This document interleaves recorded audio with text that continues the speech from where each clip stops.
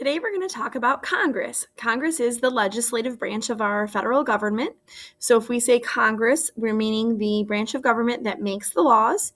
Congress meets in Washington, D.C. to make laws that apply to the whole country. Congress is bicameral, which means that it's made up of two chambers. One is called the Senate and the other is called the House of Representatives. You probably remember that from earlier discussions. So here, if you're looking at this picture, is a picture of the Congress building. And then the House of Representatives meets on one side, the Senate meets on the other. Both of those chambers include elected officials from all 50 states. Congress was created by the Constitution in Article 1, and I'm going to explain and talk through this reading about how Congress is supposed to work.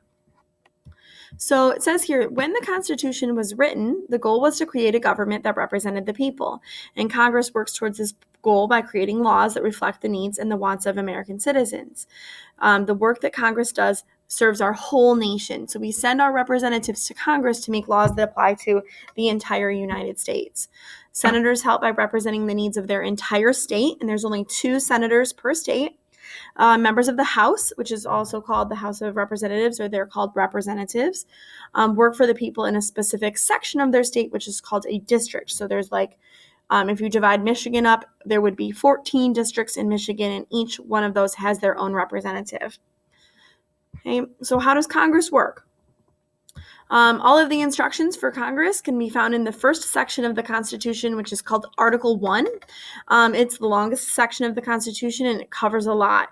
So here is a chart where they go through what qualifications do you have to have in order to be in Congress. So the Senate, the size of the Senate is 2 senators from each state, so there's 100 total senators. In order to be a senator, you have to be at least 30 years old, you have to have been a United States citizen for at least 9 years, and you have to live in the state that you represent. If you don't meet those qualifications, then you can't be a senator. The senators represent the interests of the citizens across their entire state for a term of 6 years. This is actually our longest elected official that serves for a term of years. And the idea was to keep senators out of the fray of day-to-day politics. The Senate has a few special duties, like approving presidential appointments, like ambassadors, judges, and cabinet members. And so the Senate has a kind of big role in that. The other part of the Congress is called the House of Representatives. The number of representatives from each state depends on population. Right now, there are 435 total representatives. Michigan has 14 of them. Every 10 years when we have a census, part of what that census does is determines if the population of any state has changed, and it might change the number of representatives that a state gets. In order to qualify as a representative, you have to be at least 25 years old. You have to have been a United States citizen for at least 7 years, and you have to live in the state and live in the district that you represent. If you don't meet those qualifications, you can't be a representative. And they are meant to represent the interests of the citizens who live in their district, which is a section of the state, for a term of only 2 years. So every single representative is up for re-election every 2 years, which means that they have to be a lot closer to what the people in their district want, or they're not going to be re-elected.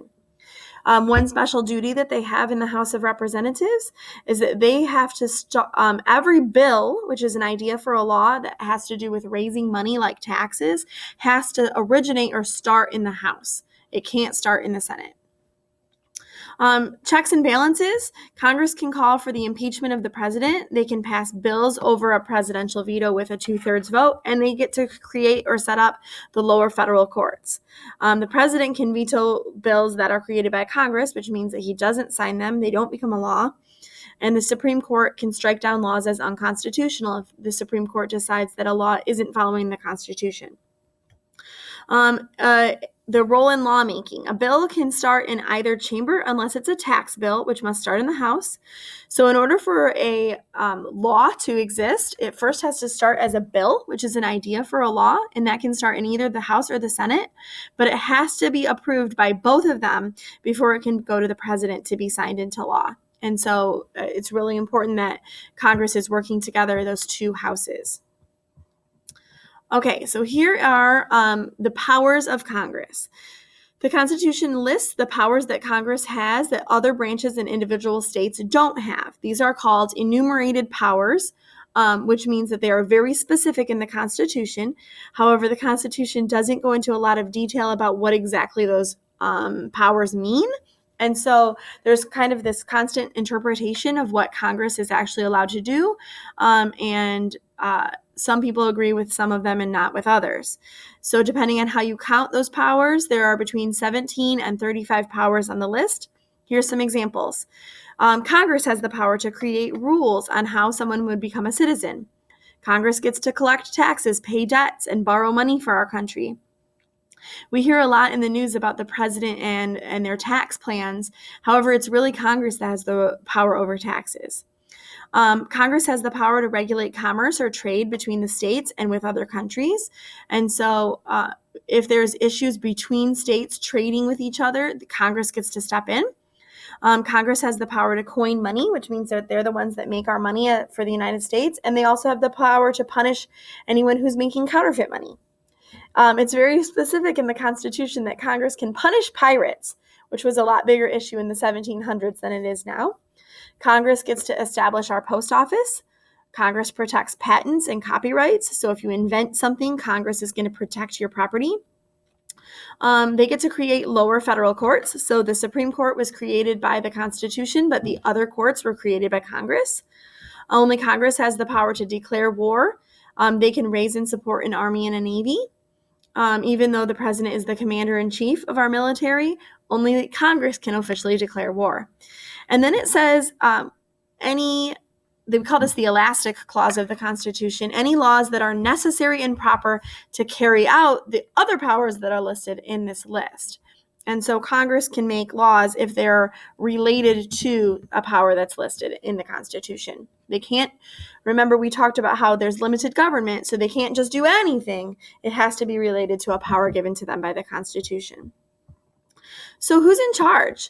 The Constitution explains how each part of each chamber or each house is going to work. The Vice President of the United States is also the President of the Senate. And so the Vice President actually doesn't get to vote unless there's a tie. So if there's 100 senators, it could happen that there's a tie and the Vice President would get to decide.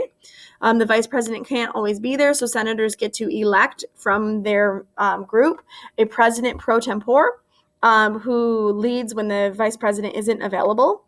So the Vice President's not always there. And then in the House of Representatives, the leader is called the Speaker of the House. The representatives vote to decide who that person will be, and usually it's someone from whoever's the majority power. Right now it's a Democrat. Her name's Nancy Pelosi. And that's an important job because the Speaker is actually second in line to become President of the United States if there were to be an emergency after the Vice President. So if something were to happen to the President, then the Vice President would take over. And if something happened to the Vice President too, then the Speaker of the House would take over. And so those leaders are in charge of making sure that Congress stays on track. So here is just a little bit about how an idea can become a law, because laws really have a lot of discussion and changing and debating behind them. So the rough draft of a law is called a bill, and a bill can start in either house of Congress. So here's kind of the steps.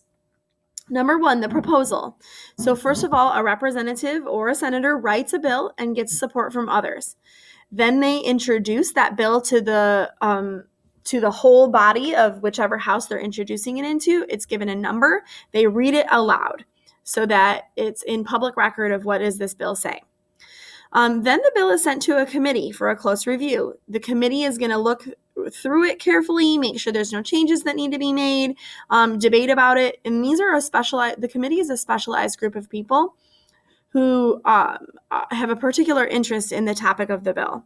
So if it's a bill about taxes, it's going to go to the Ways and Means Committee, which talk about financial issues for our country. There's all kinds of committees. Okay. If it goes through the committee, if the committee approves of the bill, then it's going to be sent back to all the members of the House.